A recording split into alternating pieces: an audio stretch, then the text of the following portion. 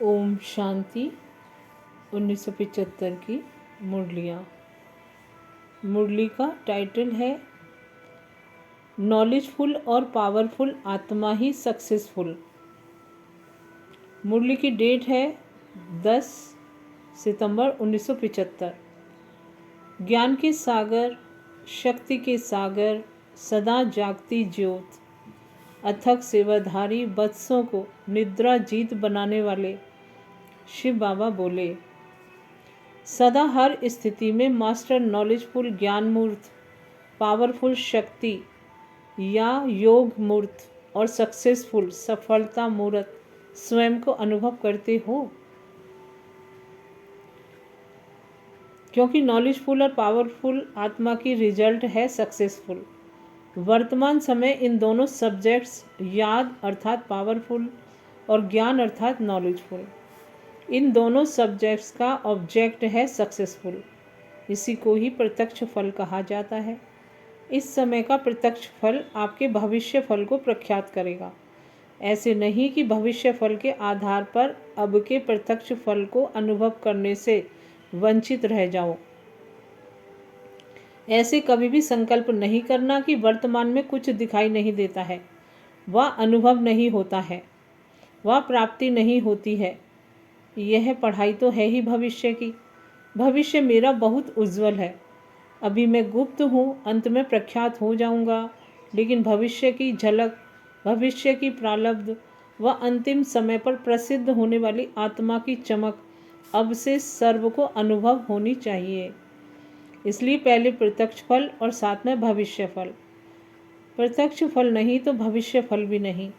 स्वयं को स्वयं प्रत्यक्ष भले ही नहीं करें, लेकिन उनका संपर्क, स्नेह और सहयोग ऐसी आत्मा को स्वतः ही प्रसिद्ध कर देते हैं। यह ईश्वरीय लॉ है कि स्वयं को किसी भी प्रकार से सिद्ध करने वाला कभी भी प्रसिद्ध नहीं हो सकता। इसलिए यह संकल्प कि मैं स्वयं को जानता हूँ कि मैं ठीक हूँ, दूसरे नहीं जानते व दूसरे नहीं पहचानते, आखिर पहचान ही लेंगे व आगे चलकर देखना क्या होता है, यह भी ज्ञान स्वरूप, याद स्वरूप आत्मा के स्वयं को धोखा देने वाली अलबेलेपन की मीठी निद्रा है। ऐसे अल्पकाल के आराम देने वाले व अल्पकाल के लिए अपने दिल को दिलासा देने वाली माया की निद्रा के अनेक प्रकार हैं।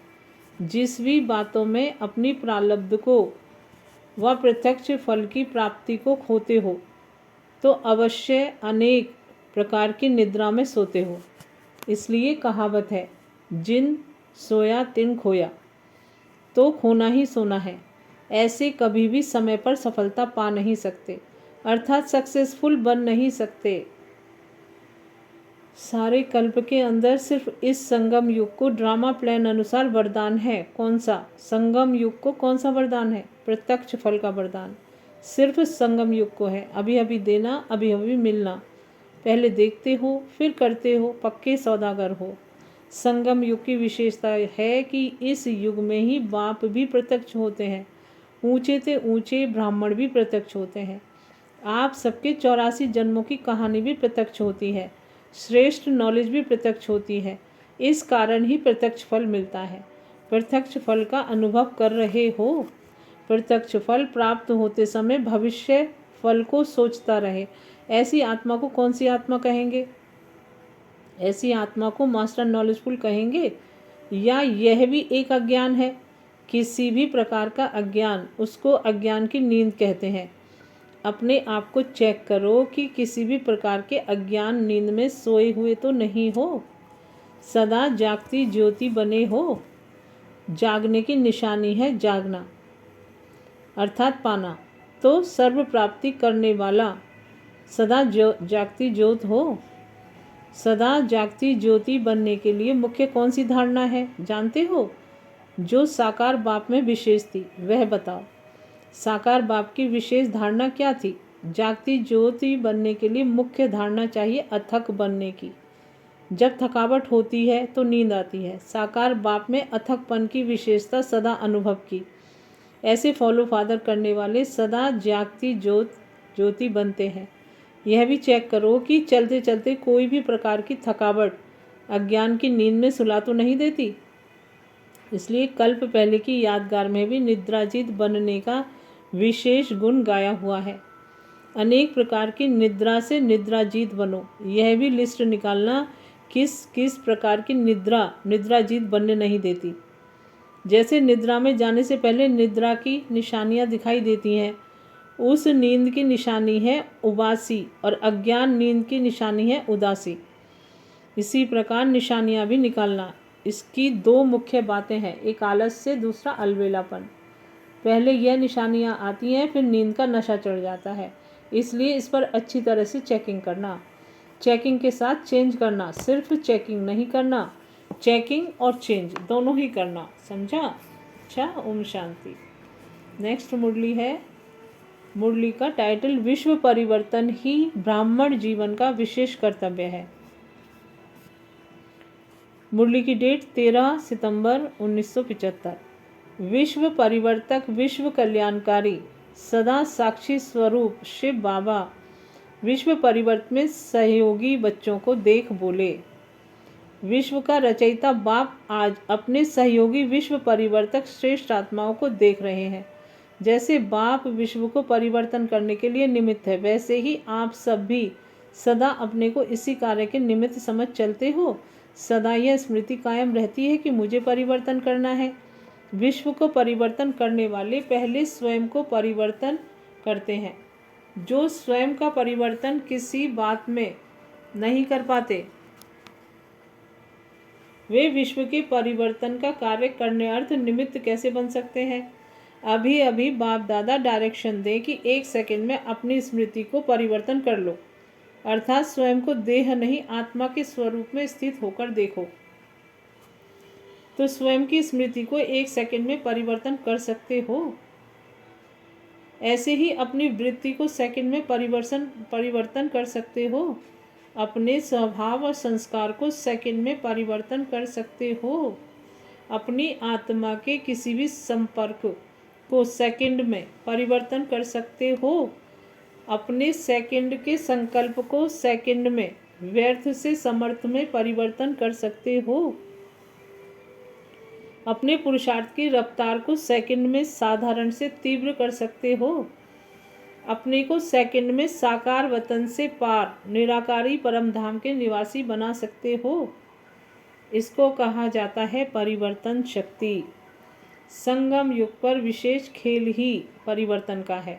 जैसे और शक्तियां स्वयं में चेक करते हो, वैसे ही परिवर्तन करने की शक्ति इन सब बातों में कहाँ तक आई है, यह चेक करते हो। पुरुषार्थ में विघ्न रूप परिवर्तन की शक्ति की कमी है।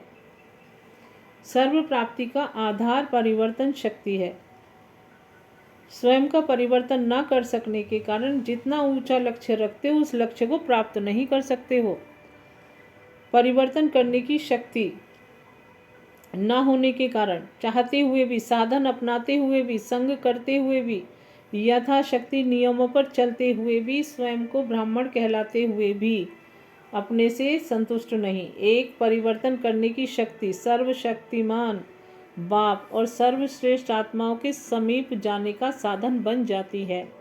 परिवर्तन शक्ति नहीं तो सदैव हर प्राप्ति से वंचित अपने को किनारे पर खड़ा हुआ अनुभव करेंगे। सब बातों में दूर दूर देखने और सुनने वाला अपने को अनुभव करेंगे। सदा स्नेह, सहयोग और शक्ति के अनुभव करने के प्यासे रहेंगे। अनेक प्रकार की स्वयं के प्रति इच्छाओं व आशाओं का और कामनाओं का विस्तार तूफान के समान आता ही रहेगा। इस तूफान के कारण प्राप्ति की मंजिल सदा दूर नजर आएगी। आज ऐसे विश्व परिवर्तक बच्चों का दृश्य देखा। साकार दुनिया में पानी का तूफान आया हुआ है, उसका नज़ारा सुनते रहते हो। सुनते हुए मज़ा आता है या रहम आता है या भय भी आता है? क्या होता है? कभी भय लगता, कभी रहम आता है। पांडवों को भय लगता है, रहम आता है या मज़ा आता है? भय तो होना ना चाहिए।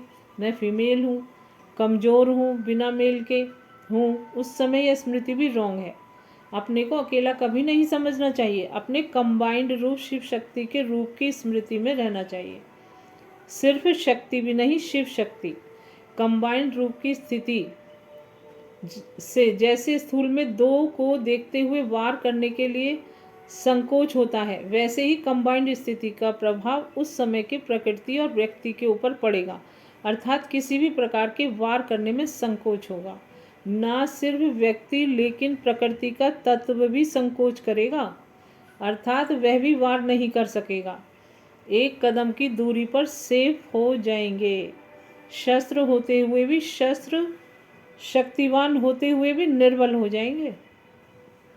लेकिन उस सेकंड परिवर्तन करने की शक्ति यूज़ करो कि मैं अकेली नहीं, मैं फीमेल नहीं, शिव शक्ति हूँ और कंबाइंड हूँ। इसमें भी परिवर्तन शक्ति चाहिए ना।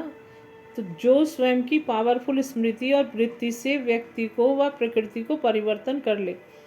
अब तो ये दूसरी तीसरी चौपड़ी या दूसरी तीसरी क्लास के पेपर्स हैं। फाइनल पेपर की रूपरेखा तो इससे कई गुना भयानक रूप की होगी। फिर क्या करेंगे? कईयों का संकल्प चलता है। कौन सा? कई स्नेह और हुज्जत में कहते हैं कि इस दृश्य के पहले ही हमको बुलाना, हम भी वतन से देखेंगे। लेकिन शक्ति स्वरूप का प्रैक्टिकल पार्ट व शक्ति अवतार की प्रत्यक्षता का पार्ट, स्वयं द्वारा सर्वशक्तिवान बाप को प्रत्यक्ष करने का पार्ट ऐसी ही परिस्थिति में होना है। इसलिए ऐसे नज़ारों को, अकाले मृत्यु के नगाड़ों को देखने और सुनने के लिए परिवर्तन की शक्ति को बढ़ाओ।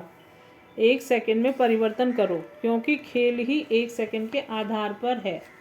ऐसे समय पर एक तरफ नथिंग न्यू का पार्ट भी याद रहना चाहिए, जिससे मिरुआ मौत मल्लू का शिकार की स्थिति होगी तो साक्षीपन की स्थिति अर्थात देखने में मजा भी आएगा और साथ साथ विश्व कल्याणकारी की स्थिति में जिसमें तरस भी होगा। दोनों का बैलेंस चाहिए, साक्षीपन की स्टेज और विश्व कल्याणकारी स्टेज भी। समझा? यह तो हुआ साकारी दुनिया का समाचार। आकारी वतन का समाचार क्या हुआ? जो पहले सुनाया कि परिवर्तन शक्ति की कमी होने के कारण जो अनेक प्रकार की कामनाओं के तूफान दिखाई देते हैं, उसके अंदर मेजॉरिटी बच्चे नंबरवार दिखाई देते हैं। उनकी पुकार क्या सुनाई देती है? हम चाहते हैं, फिर क्यों नहीं होता? यह होना चाहिए लेकिन होता नहीं, बहुत पुरुषार्थ कर लिया। ऐसी अनेक प्रकार की मन की आवाज़ सुनाई देती है। इसलिए इस तूफान से निकलने का साधन परिवर्तन शक्ति को बढ़ाओ, तो प्रत्यक्ष फल की प्राप्ति कर सकेंगे। सदैव यह स्मृति में रखो कि मैं बाप का सहयोगी, विश्व का परिवर्तन करने वाला मैं हूँ ही विश्व परिवर्तक। परिवर्तन करना ही मेरा कार्य है, अर्थात इसी कार्य अर्थ ही ब्राह्मण जीवन प्राप्त हुआ है। तो अपने निजी कार्य को स्मृति में रखते हुए चलो। अच्छा, ओम शांति। नेक्स्ट मुरली का टाइटल है अकाल तख्त नशीन और महाकाल मूर्त बन समेटने की शक्ति का प्रयोग करो। मुरली की डेट है 14 सितंबर 1975।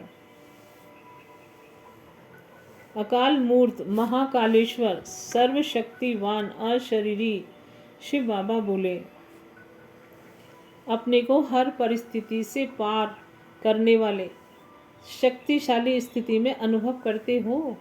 शक्तिशाली परिस्थितियों को मास्टर सर्वशक्तिवान स्थिति वाले सहज ही पार कर सकते हैं। दिन प्रतिदिन प्रकृति द्वारा विकराल रूप से परिस्थितियां दिखाई देती जाएंगी। अब तक यह साधारण परिस्थितियां हैं, विकराल रूप तो प्रकृति अब धारण करेगी, जिसमें विशेष आत्माओं का वार अचानक ही होगा। अभी तो थोड़ा समय पहले मालूम पड़ जाता है, लेकिन प्रकृति का विकराल रूप क्या होगा? एक ही समय प्रकृति के सभी तत्व साथ साथ और अचानक वार करेंगे। किसी भी प्रकार के प्रकृति के साधन बचाव के काम के नहीं रहेंगे और ही साधन समस्या का रूप बनेंगे। ऐसे समय पर प्रकृति के विकराल रूप का सामना करने के लिए किस बात की आवश्यकता होगी? अपने अकाल तख्त नशीन अकाल मूर्त बनने से महाकाल बाप के साथ साथ मास्टर महाकाल स्वरूप में स्थित होंगे, तब ही सामना कर सकेंगे। अपने अकाल तख्त नशीन अकाल मूर्त बनने से महाकाल बाप के साथ साथ मास्टर महाकाल स्वरूप में स्थित होंगे, तब ही सामना कर सकेंगे। महाविनाश देखने के लिए मास्टर महाकाल बनना पड़ेगा। मास्टर महाकाल बनने की सहज विधि कौन सी है? अकाल मूर्त बनने की विधि है हर समय अकाल तख्त नशीन रहना। जरा भी देहभान होगा तो अकाल मृत्यु के समान अचानक के वार में हार खिला देगा।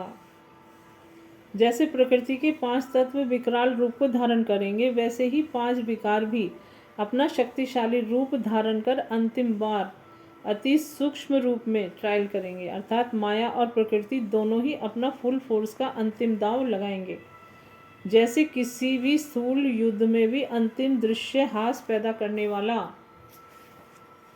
होता है और हिम्मत बढ़ाने वाला भी होता है, ऐसे ही कमजोर आत्माओं के लिए भी हास पैदा करने वाला दृश्य होगा। मास्टर सर्वशक्तिमान आत्माओं के लिए वह हिम्मत और उल्लास देने वाला दृश्य होगा। ऐसे समय में जैसी स्थिति सुनाई, उसके लिए विशेष कौन सी शक्ति की आवश्यकता होगी? सेकंड के हार जीत के खेल में कौन सी शक्ति चाहिए? ऐसे समय में समेटने की शक्ति आवश्यक है। जो अपने देह अभिमान के संकल्प को, देह की दुनिया की परिस्थितियों के संकल्प को, क्या होगा इस हलचल के संकल्प को भी समेटना है। शरीर और शरीर के सर्व संपर्की वस्तुओं को भी अपनी आवश्यकताओं के साधनों की प्राप्ति के संकल्प को भी समेटना है। घर जाने के संकल्प के सिवा अन्य किसी संकल्प का विस्तार न हो। बस यही संकल्प हो कि अब अपने घर गया कि गया, शरीर का कोई भी संबंध व संपर्क नीचे न ला सके। जैसे इस समय साक्षात्कार में जाने वाले साक्षात्कार के आधार पर अनुभव करते हैं कि मैं आत्मा इस आकाश तत्व से भी पार उड़ती हुई जा रही हूँ, ऐसे ही ज्ञानी एवं योगी आत्मा ऐसा अनुभव करेंगी। उस समय ट्रांस की मदद नहीं मिलेगी, ज्ञान और योग का आधार चाहिए। इसके लिए अब से अकाल तख्त नशीन होने का अभ्यास चाहिए। जब चाहे अशरीरीपन का अनुभव कर सकें, बुद्धि योग द्वारा जब चाहे तब शरीर के आधार में आए। अशरीरी भव का वरदान अपने कार्य में अब से लगाओ। ऐसे समय में श्रीमत कैसे लेंगे? टेलीग्राम में टेलीफोन से वायरलेस बिना तार के विद्युत चुंबकीय तरंगों द्वारा समाचार भेजने का यंत्र। वायरलेस सेट है? चाहिए तो वायरलेस सेट, लेकिन सेट है। वायरलेस की सेटिंग कैसे होगी? बिल्कुल वॉइसलेस, पाप रहित वॉइसलेस बनना ही वायरलेस सेट की सेटिंग है। जरा अंश के भी अंश मात्र विकार वायरलेस के सेट को बेकार कर देगा। इसलिए महीन रूप से स्वयं के स्वयं ही चेकर बनो, तभी प्रकृति और 5 तत्वों की अंतिम विदाई की वार को विजयी बन सामना कर सकेंगे। यही प्रकृति वार करने के बजाय बधाई के नज़ारे सामने लाएगी। चारों ओर जय जयकार की शहनाइयाँ बजाएगी और बाप दादा के विजयमाला के मन के विश्व के बीच प्रसिद्ध होंगे। सारा विश्व अमर भव का नारा लगाएगा। ऐसे समय के लिए तैयार हो, अथवा समय आपको तैयार करेगा कि आप समय का आह्वान करेंगे। समय पर जागने वाले को क्या टाइटल देते हैं? समय पर कौन जागा? अगर समय पर जागेंगे या यह सोचेंगे कि समय तैयार कर ही देगा या समय पर हो ही जाएगा, तो ब्राह्मण वंश की बजाय क्षत्रिय वंश के हो जाएंगे। इसलिए यह आधार भी नहीं लेना, समझा? प्रश्न करते हैं कि अब आगे क्या होने वाला है, विनाश होगा कि नहीं होगा। विनाश ज्वाला प्रकट करने वाले इस हलचल में होंगे, तो विनाश के निमित्त बनी हुई विनाशकारी आत्माओं के बने हुए प्लान में भी हलचल हो जाती है। जैसे निमित्त बनी हुई आत्माएं सोचती हैं कि होगा या नहीं होगा, अब होगा या कब होगा, वैसे ही विनाशकारी आत्मा इसी हलचल में है, अब करें या कब करें, करें या ना करें। जैसे यादगार चित्र कलयुगी पर्वत को उंगली देने का है, वैसे ही विनाश कराने के निमित्त बनी हुई सर्व आत्माओं के अंदर यह संकल्प दृढ़ हो कि होना ही है। यह संकल्प रूपी उंगली जब तक सभी की नहीं हुई है, तब तक विनाश का कार्य भी रुका हुआ है। इसी उंगली से ही कलयुगी पर्वत खत्म होने वाला है। अच्छा, ओम शांति। नेक्स्ट मुरली का टाइटल माया के चक्रों से परे स्वदर्शन चक्रधारी ही भविष्य में छत्रधारी। माया के चक्रों से परे स्वदर्शन चक्रधारी ही भविष्य में छत्रधारी। मुरली की डेट है 18 सितंबर 1975। निर्बल को महाबलवान बनाने वाले, माया के चक्रों से मुक्त करने वाले, रहमदिल व स्नेह मूर्त शिव बाबा स्वदर्शन चक्रधारी सो छत्रधारी बच्चों को देख बोले। आज बाप दादा सब ब्राह्मण बच्चों के वर्तमान और भविष्य को देख हर्षित हो रहे हैं। हर एक सुदर्शन चक्रधारी सो छत्रधारी है। वर्तमान चक्रधारी, भविष्य में छत्रधारी। चक्रधारी नहीं तो छत्रधारी भी नहीं। जिन बच्चों का इस संगम युग का यह थोड़ा सा अमूल्य समय निरंतर सदा काल चक्र चलता रहता है, अर्थात अविनाशी चक्रधारी है, वही आत्माएं सदाकाल छत्रधारी बन सकती हैं।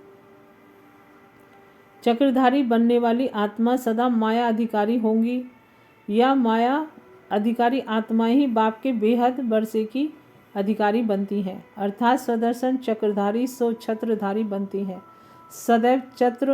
सदैव चक्र और छत्र दिखाई देता है। चक्रधारी आत्मा की निशानी क्या दिखाई देगी? अपनी निशानी आप सबने देखी है। चक्रधारी अब भी लाइट के छत्रधारी दिखाई देंगे। चक्र की निशानी लाइट का चक्र दिखाई देगा। ऐसा चक्रधारी सदैव माया के अनेक प्रकार के चक्रों से मुक्त होगा। जैसे अपनी देह की स्मृति के अनेक व्यर्थ संकल्पों के चक्र से, लौकिक और अलौकिक संबंधों के चक्र से, अनेक जन्मों के स्वभाव और संस्कार के चक्र से और प्रकृति के अनेक प्रकार के आकर्षण के चक्र से वह सदैव मुक्त होगा। सिवाय स्वदर्शन चक्र के वे और कोई भी चक्र में आ नहीं सकेगा। अन्य आत्माओं को भी बाप से प्राप्त हुई शक्तियों द्वारा अनेक चक्रों से सहज ही छुड़ा देगा। माया के अनेक प्रकार के चक्रों की निशानी क्या होगी? जैसे चक्रधारी आत्मा लाइट के ताजधारी होगी और बाप के वर्षे की अधिकारी होगी, वैसे माया के अनेक प्रकार के चक्र में आने वाले की निशानी क्या होगी? जैसे उनके सिर पर लाइट का ताज है, वैसे उनके सिर पर अनेक प्रकार के विघ्नों का बोझ होगा। ताज नहीं, सदैव किसी न किसी प्रकार का बोझ उनके सिर पर अर्थात बुद्धि में महसूस होगा। ऐसी आत्मा सदैव कर्जदार और मर्जदार होगी। उनके मस्तक पर, मुख पर सदैव क्वेश्चन मार्क होंगे। हर बात में क्यों, क्या, कैसे, यह क्वेश्चन होंगे। एक सेकंड भी बुद्धि एकाग्र अर्थात फुल स्टॉप में नहीं होगी। फुल स्टॉप की निशानी बिंदी होती है, अर्थात मनसा में भी बिंदु स्वरूप की स्थिति नहीं होगी। वाचा और कर्मना में भी बीती सो बीती, नथिंग न्यू जो होता है वह कल्याणकारी है, ऐसा फुल स्टॉप अर्थात बिंदी लगानी नहीं आएगी। क्वेश्चन मार्क की निशानी देखने में भी टेढ़ी आती है। फुल स्टॉप लिखना सहज है, फुल स्टॉप लिखने से क्वेश्चन मार्क लिखना जरा मुश्किल होता है।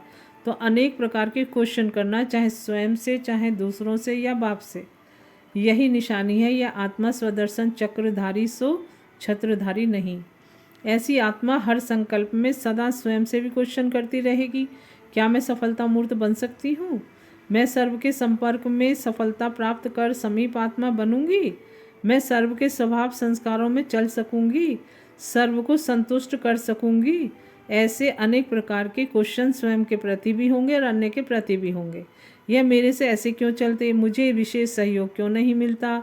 मेरा नाम, मेरा मान क्यों नहीं होता? इसी प्रकार के अन्य के प्रति क्वेश्चन होंगे। ऐसे ही बाप के प्रति भी क्वेश्चन होंगे। जब बाप सर्वशक्तिवान है तो मेरी बुद्धि को क्यों नहीं पलटाते? नज़र से निहाल करने वाले मेरी तरफ नज़र क्यों नहीं रखते? जबकि बाप है तो जो मैं जैसी हूँ, कैसी भी हूँ, उनकी जिम्मेवारी है मुझे पार कराना। जब दाता है तो मैं जो चाहती हूँ वह क्यों नहीं देता? त्रिकालदर्शी है, मेरे तीनों कालों को जानता है, तो मुझे स्वयं ही अपनी शक्ति से श्रेष्ठ पद क्यों नहीं दिलाता? ऐसी मीठी मीठी शिकायतें बाप के आगे रखते हैं। एक तरफ जन्म जन्म का बोझ, दूसरी तरफ बाप के बच्चे होने के नाते बाप द्वारा प्राप्त हुए सर्व अधिकार का रिटर्न करने का फर्ज पालन ना करने के कारण, अर्थात अपना फर्ज ना पालन करने के कारण फर्ज के बजाय कर्ज बन जाता है। कर्ज का बोझ आत्मा की सर्व कमजोरियों के मर्ज के रूप ले लेता है। ऐसे डबल बोझ वाले स्वदर्शन चक्रधारी कैसे बन सकेंगे? एक तो है चक्रधारी, दूसरे हैं बोझधारी। ऐसे बोझ वाली आत्मा डबल लाइटधारी कैसे बन सकेंगी? इसलिए उनकी बार बार एक ही आवाज़ निकलती है कि अनुभव नहीं होता। सुनते भी रहते, चलते भी रहते, प्राप्ति की मंजिल नज़र नहीं आती। बड़ा मुश्किल है। ऐसी आवाज़ बाप सुने और ऐसे बच्चों को देखे तो बाप क्या कहेंगे, क्या करेंगे? मुस्कुराएंगे और क्या करेंगे? फिर भी रहम दिल बाप के संबंध के कारण बार बार हिम्मत और उल्लास दिलाते रहते कि तुम ही बच्चों ने अनेक बार विजय प्राप्त की है। हिम्मत आपकी, मदद बाप की, फिर भी चलते चलो, रुको नहीं। कल्प पहले मुआफिक फिर से विजयी बन जाओ। सिर्फ 1 सेकंड भी सच्चे दिल से सर्व संबंधों से याद करो तो उस 1 सेकंड में मिलने की अनुभूति व प्राप्ति सारे दिन में बार बार सब तरफ से दूर कर बाप तरफ आकर्षित करती रहेगी। भले कितने भी निर्बल हो, लेकिन 1 सेकंड की याद इतना तो कर सकते हैं। ऐसी निर्बल आत्माओं को 1 सेकंड की याद रखने की हिम्मत के रिटर्न में बाप 1000 गुना मददगार बनेंगे। इससे सहज और क्या करेंगे। या आपकी तरफ से योग भी बाबा ही लगाए। नाजुक बच्चे हैं ना, नाजुक बच्चे बाप से भी नाज करते हैं, इसलिए नाज युक्त नहीं बनो, लेकिन राजयुक्त और युक्ति युक्त बनो। समझा? अच्छा, ओम शांति। नेक्स्ट मुरली का टाइटल है शक्तियों एवं पांडवों की विशेषताएं। मुरली की डेट है 19 सितंबर 1975। सभी आत्माओं की जन्मपत्री जानने वाले ज्ञान सागर त्रिकालदर्शी परमात्मा शिव ने बताया। आज अमृत वेले सर्व सेवा स्थानों का सैर किया। वह सैर का समाचार सुनाते हैं। क्या देखा? हर एक रूहानी बच्चे रूह को राहत देने के लिए, मिलन मनाने के लिए, रूह रियान करने के लिए व अपने दिल की बातें दिलाराम बाप के आगे, दिलाराम अर्थात दिल को आराम देने वाला रखते हुए अपने को डबल लाइट का वरदान भी दे रहे थे और ले भी रहे थे। कोई बच्चे विश्व कल्याणी स्वरूप में स्थित हो बाप द्वारा मिले हुए सर्व शक्तियों का वरदान व महादान अनेक आत्माओं के प्रति दे रहे थे। 3 प्रकार की रिजल्ट देखी। एक थे लेने वाले, दूसरे थे मिलन मनाने वाले, तीसरे थे लेकर देने वाले अर्थात कमाई करने वाले। ऐसे 3 प्रकार के बच्चों को चारों ओर देखा। यह सब देखते हुए इसके गॉडली स्टूडेंट्स के रूप में देखा। इसके बाद हर एक स्टूडेंट के रूप में गॉडली नॉलेज पढ़ने के लिए उमंग उत्साह से अपने अपने रूहानी विश्वविद्यालय की ओर जा रहे हैं। नंबरवार पुरुषार्थ अनुसार सब अपनी पढ़ाई में लगे हुए थे। हर एक सेवा केंद्र की रूहानी रौनक अपनी अपनी थी। उसमें भी 3 प्रकार के देखे। एक थे सिर्फ सुनने वाले अर्थात सुनकर हर्षित होने वाले, दूसरे थे सुनकर समाने वाले, तीसरे थे बाप समान नॉलेजफुल बनकर औरों को बनाने वाले। यह सब देखते हुए फिर तीसरी स्टेज देखी। वह थी कर्म योगी की स्टेज। तीसरी स्टेज में क्या देखा? एक थे कमल पुष्प, दूसरे थे रूहानी गुलाब, तीसरे थे वैरायटी प्रकार के फूल। उन वैरायटी फूलों में भी मेजोरिटी सूर्यमुखी थे। जिस समय ज्ञान सूर्य के सम्मुख थे तो खिले हुए थे, और कभी फिर ज्ञान सूर्य बाप से किनारा कर लेने के कारण फूलों के बजाय कलियां बन जाते थे अर्थात रूप और रंग बदल जाता था। कमल पुष्प क्या करते थे? सर्व कार्य करते हुए सर्व संबंधों के संपर्क में आते हुए न्यारे और प्यारे, साथ साथ बाप के प्यारे थे। वायुमंडल व आसुरी संग अनेक प्रकार की वृत्ति वाली आत्माओं के वाइब्रेशन के बीच कर्म करते हुए भी कर्म और योग दोनों में समान स्थिति में स्थित थे। अनेक प्रकार की हलचल में भी अचल थे। लेकिन ऐसी आत्माएं कितनी थी? 25%। उसमें भी मेजोरिटी शक्तियां थी। पांडव सोच रहे हैं कि क्यों? पांडवों की विशेषता भी सुनाते हैं। थोड़ा समय धैर्य रखो। पांडवपति के हमजींस पांडव की भी महिमा है। कमल पुष्प के आगे रूहानी गुलाब वह कौन थे? रूहानी गुलाब जो सदा अपने रूहानियत की स्थिति में स्थित रहते हुए सर्व को भी रूहानियत की दृष्टि से देखने वाले, सदा मस्तिष्क मणि को देखने वाले हैं।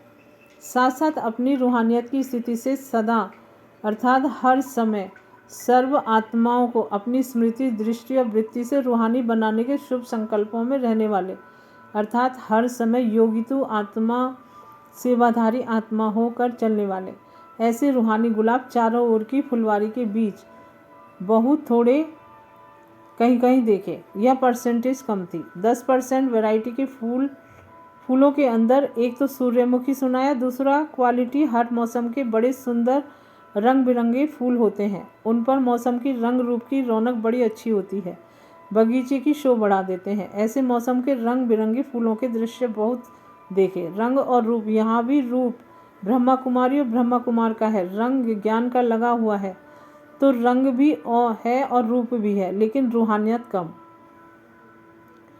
रूहानी दृष्टि और वृत्ति की सुगंध न के बराबर है। अभी अभी मौसम के अनुसार अर्थात थोड़े समय के लिए खिले हुए होंगे और थोड़े समय बाद मुरझाए हुए नजर आएंगे। सदा एक रस नहीं। ऐसे रंग बिरंगे फूल जो मौसम में ही खिलते हैं मेजॉरिटी में थे। वर्तमान समय रूहानी दृष्टि और वृत्ति के अभ्यास की बहुत आवश्यकता है। 75% इस रूहानियत के अभ्यास में कमज़ोर हैं। मेजॉरिटी किसी न किसी प्रकार की प्रकृति के आकर्षण के वशीभूत हो ही जाते हैं। व्यक्ति व वैभव कभी न कभी अपने वश कर लेता है। उसमें भी मनसा संकल्प के चक्कर में खूब परेशान होने वाले हैं। इस परेशानी के कारण स्वयं से दिल शिकस्त भी हो जाते हैं। वास्तव में ब्राह्मण आत्मा अगर संकल्प में विकारी दृष्टि और वृत्ति रखती है, अर्थात इस चमड़ी को देखती है, चमड़ी अर्थात जिस्म द्वारा विकारी भावना रखते हैं, तो ऐसी भावना रखने वाले भी महापापी की लिस्ट में आ जाते हैं। ब्राह्मण जीवन में बड़े से बड़ा पाप व दाग इस विकारी भावना का गिना जाता है। ब्राह्मण अर्थात दिव्य बुद्धि के वरदान वाले, दिव्य नेत्र के वरदान वाले, ऐसी दिव्य बुद्धि और दिव्य नेत्र वाले बुद्धि में संकल्प द्वारा दिव्य नेत्र में 1 सेकंड के लिए भी नज़र द्वारा इस चमड़ी को व जिस्म को टच भी नहीं कर सकते।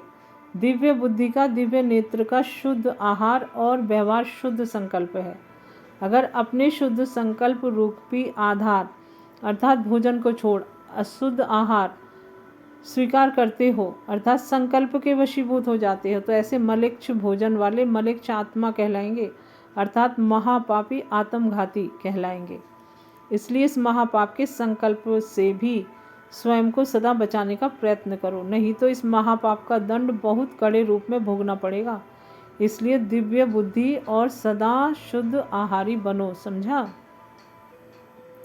पांडवों की विशेषता क्या देखी? सेवा प्रति हार्ड वर्कर, प्लानिंग नियोजन, बुद्धि अथक बन, सेवा की स्टेज पर हर समय एवर रेडी हैं। सेवा के सब्जेक्ट में मैदान पर आने वाले मेजॉरिटी पांडव हैं। इस विशेषता में पांडव आगे हैं और इसी सेवा के रिटर्न में हिम्मत और उल्लास अनुभव करते चल रहे हैं। पांडव वातावरण के विकारी वाइब्रेशन के बीच ज़्यादा रहते हैं, इसलिए ऐसे वातावरण में रहते हुए न्यारे और प्यारे रहते हैं, तो उनको इस सफलता में शक्तियों से एक्स्ट्रा मार्क्स मिलती है। लेकिन इस लॉटरी को और ज़्यादा कार्य में लगाओ व ऐसा गोल्डन चांस और ज़्यादा लेना। सुना आज के सैर का समाचार? अच्छा, ओम शांति। नेक्स्ट मुरली है। मुरली का टाइटल, शक्ति होते हुए भी जीवन में सफलता और संतुष्टता क्यों नहीं। मुरली की डेट है 20 सितंबर 1975। सर्व शक्तियों, सिद्धियों और निधियों के दाता शिव बाबा बोले, जैसे बाप सर्व गुणों के सागर हैं, क्या आप भी वैसे ही अपने को मास्टर सागर समझते हो? सागर अखंड, अचल और अटल होता है। सागर की विशेष 2 शक्तियाँ सदैव देखने में आएंगी। एक समाने की शक्ति, जितनी समाने की शक्ति है उतनी सामना करने की भी शक्ति है। लहरों द्वारा सामना भी करते हैं और हर वस्तु व व्यक्ति को स्वयं में समा भी लेते हैं। तो मास्टर सागर होने के कारण अपने में भी देखो, यह दोनों शक्तियाँ मुझ में कहाँ तक आई हैं, अर्थात कितने परसेंटेज में है। क्या दोनों शक्तियों को समय प्रमाण यूज कर सकते हो? क्या शक्तियों द्वारा सफलता का अनुभव होता है? कई बच्चे सर्व शक्तियों का स्वयं में अनुभव भी करते हैं और समझते हैं कि मुझ में ये शक्तियाँ हैं, लेकिन शक्तियाँ होते हुए भी कहीं कहीं वे सफलता का अनुभव नहीं करते।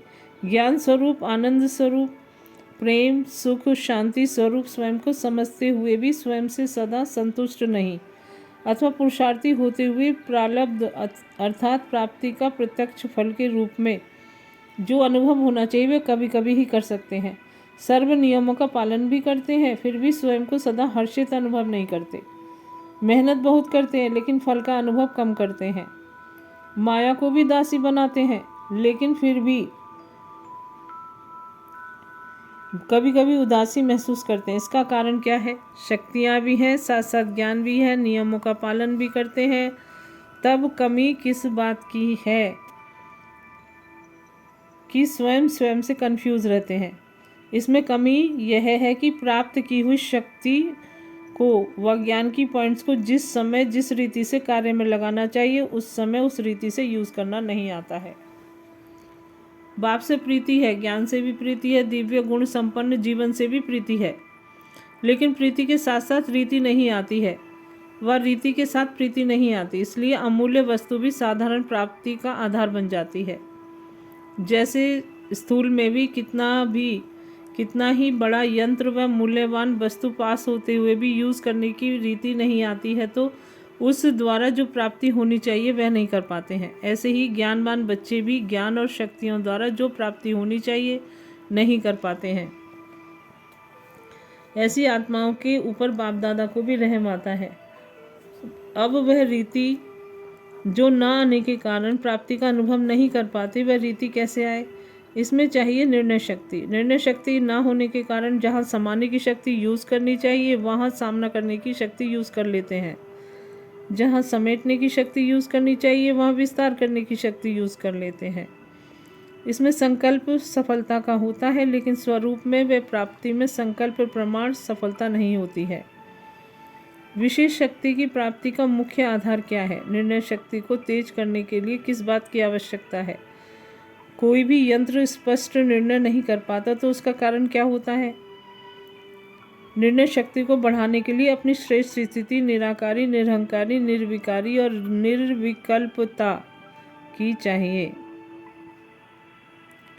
अगर इन चारों में किसी बात की कमी रह जाती है तो यह श्रेष्ठ धारणा न होने के कारण स्पष्टता नहीं होती। श्रेष्ठ ही स्पष्ट होते हैं। यही उलझन बुद्धि को स्वच्छ बनने नहीं देगी। स्वच्छता ही श्रेष्ठता है, इसलिए अपनी निर्णय शक्ति को बढ़ाओ, तभी बाप के समान सर्व गुणों में मास्टर सागर अनुभव कर सकेंगे। जैसे सागर अनेक वस्तुओं से संपन्न होता है, वैसे स्वयं को भी सर्व शक्तियों से संपन्न स्वरूप का अनुभव करो, क्योंकि संपन्नता का वरदान संगम युग पर ही मिलता है। संपन्न स्वरूप का अनुभव सिवाय संगम युग के और कहीं नहीं कर सकेंगे। आपके ही दैवी जीवन के सर्वगुण संपन्न होने का गायन है। 16 कलाओं का भी गायन है, लेकिन संपन्न का स्वरूप क्या होता है? गुण और कला की नॉलेज इस ईश्वरीय जीवन में ही है, इसलिए संपन्न बनने का आनंद इस ईश्वरीय जीवन में ही प्राप्त कर सकते हो। रीति सीखने के लिए बाप द्वारा जो भी प्राप्त होता जा रहा है, चाहे ज्ञान चाहे शक्तियाँ, इन्हों को समय प्रमाण कार्य में लगाते जाओ।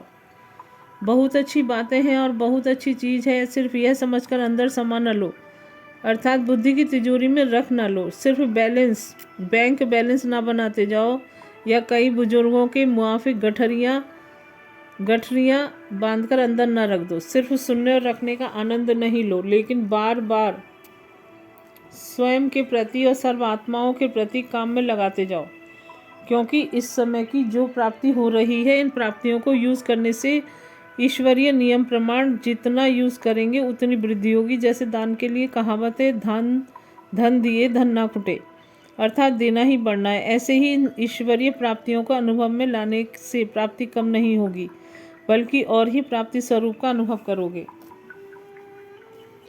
बार बार यूज़ करने से जैसा समय वैसा स्वरूप अपना बना सकेंगे। वह जिस समय जो शक्ति यूज़ करनी चाहिए वह शक्ति उस रीति यूज़ कर सकेंगे।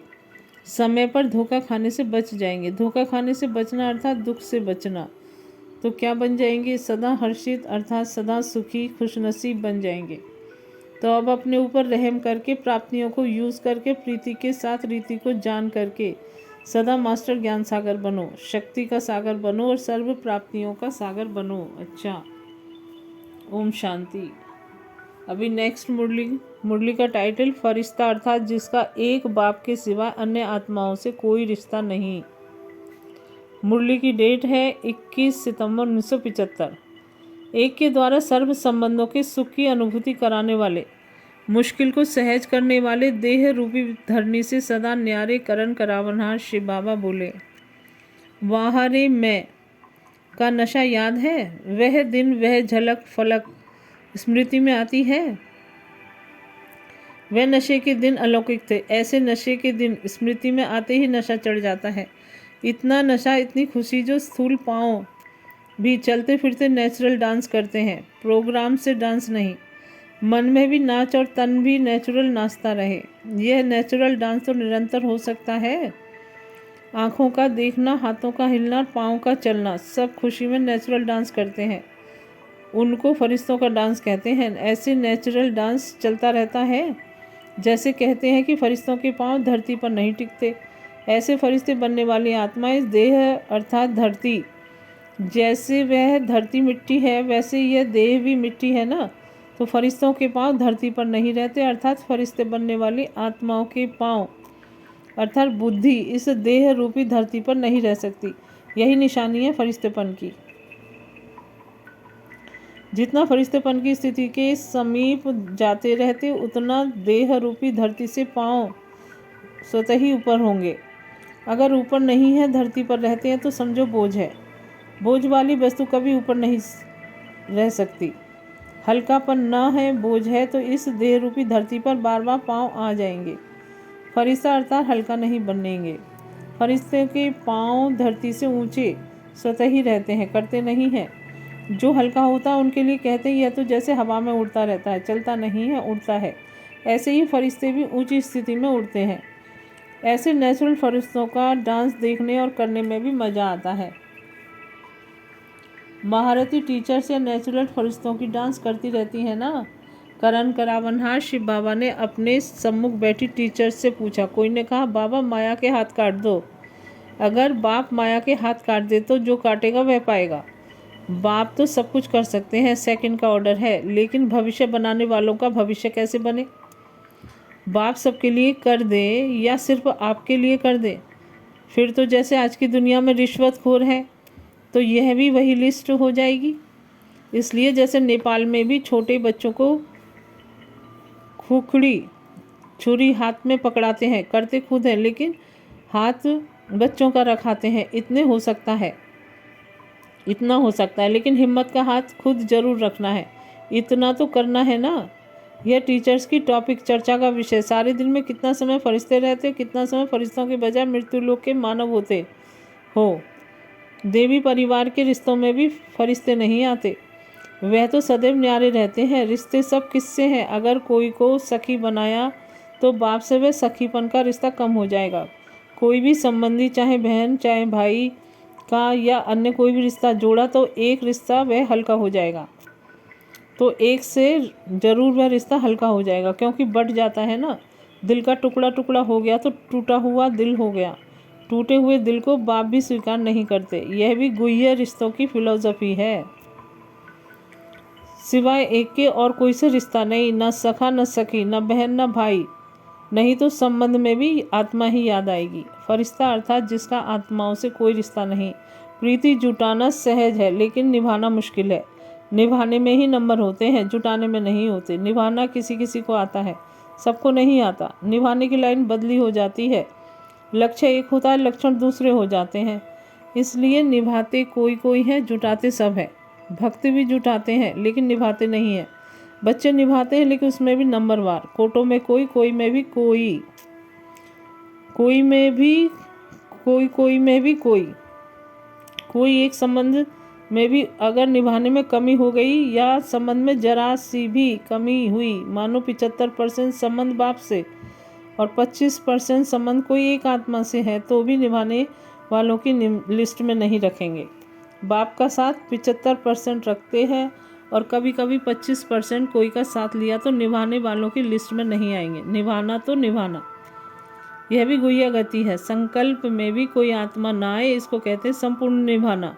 कैसी भी परिस्थिति हो, चाहे मन की, तन की या संपर्क की, कोई भी आत्मा संकल्प में ना आए। संकल्प में भी कोई आत्मा की स्मृति आई तो उसी सेकंड का भी हिसाब बनता है।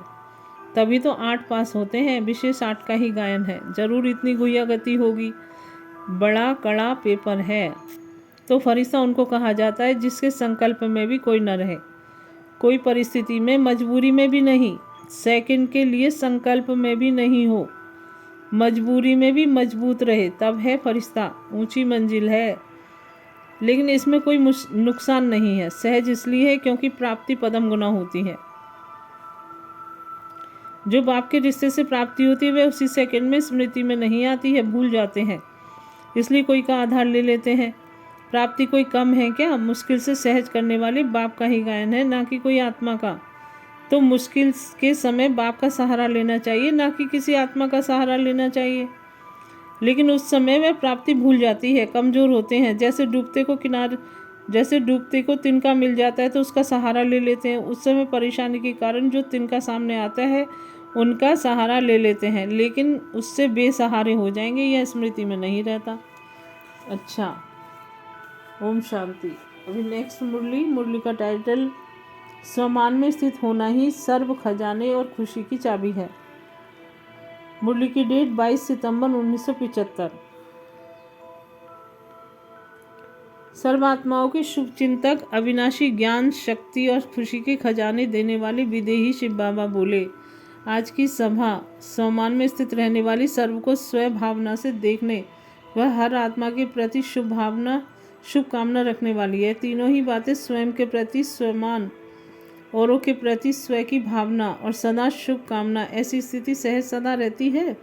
सहज उसमें स्थित रहना और मेहनत से उस स्थिति में स्थित होना, इसका फर्क तो जानते ही हो। वर्तमान समय यह स्थिति सदा सहज और स्वतः होनी चाहिए।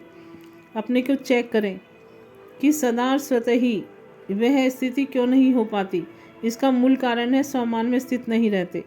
स्वमान एक शब्द प्रैक्टिकल जीवन में धारण हो जाए तो सहज ही संपूर्णता को पा सकते हैं। स्वमान में स्थित होने से स्वतः ही सर्व प्रति स्व की भावना में शुभकामना हो जाएगी। यह स्वमान में स्थित होना पहला पार्ट है। स्वमान में स्थित होना ही जीवन की पहेली को हल करने का साधन है। आदि से लेकर अभी तक इस पहेली को हल करने में ही लगे हुए हो कि मैं कौन हूँ। शुरू में जब स्थापना का कार्य आरंभ हुआ था तो सबको क्या सुनाते थे? वॉट आई एम, अर्थात मैं कौन हूँ। यह बात इतनी पक्की स्मृति में थी कि सब लोग जानते थे कि इन सब का एक ही पार्ट है, what I am, what am I. वही एक पार्ट अब तक चल रहा है, इसलिए इसको पहेली कहा जाता है। बस इतनी सी छोटी पहेली ने ऊंचे से ऊंचे ब्राह्मणों को भी पराजित कर दिया है। पजल अर्थात व्याकुल, भ्रमित कर दिया है, अर्थात संपूर्ण रीति से हल नहीं कर पाए हैं। स्वमान के बजाय देह अभिमान व अन्य आत्माओं के प्रति अभिमान की दृष्टि हो जाती है। तो क्या कहें? क्या यह पहेली हल कर ली है अथवा अभी तक हल ही कर रहे हो? मैं कौन हूँ? इस एक शब्द के उत्तर में सारा ज्ञान समाया हुआ है। यह एक शब्द ही खुशी के खजाने, सर्व शक्तियों के खजाने, ज्ञान धन के खजाने, श्वास और समय के खजाने की चाबी है।